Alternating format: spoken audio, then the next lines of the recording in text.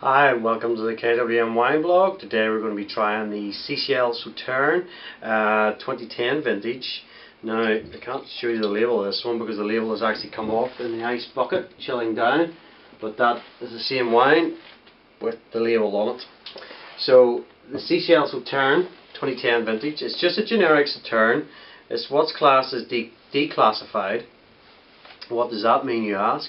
Basically, Sichel is a negotiation company. They go to some of the best chateaus around Bordeaux and pick up their wines from, say, young vintages or young vines, maybe wines which just weren't good enough to get into the Grand Van, and they buy them up and put them under a declassified label. So it's just generic Sauternes. But this particular wine is coming from what is regarded as the best Sauternes house. Now we can't name any names for legal reasons, of course, but it's coming from the best Sauternes house, so we'll let you research that if you want to check it out. Essentially, this bottle of wine in a half bottle is selling for around 15 quid a bottle with us right now. If you're buying this from the same company, which is basically the same grapes or same vines, same winemaking team making the wine, you'll be paying 10 times the price easily for the same size of bottle. So it's a bargain, believe me. Colour wise, it's really quite lusciously golden. At 5 years old, there's still loads of life in this. You could buy a case of this and stick it away and drink it in 20 years and it'll be delicious. You could drink it in 50 years and still be delicious. Such as Sauternes with the sugar and acid in it, which just gives it such longevity. But Sauternes, traditionally regarded as a dessert wine, for desserts obviously, but I love it with savoury dishes, cheeses. Liver parfait I think is a great match for Sauternes as well. Sweet and savoury together. The salty element and the sweet I think work very, very well. But so it looks like on the nose.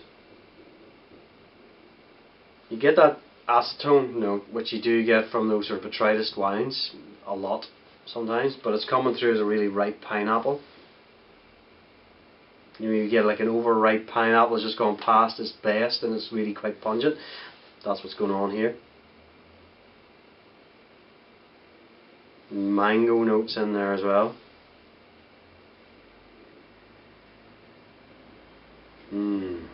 Just says drink me.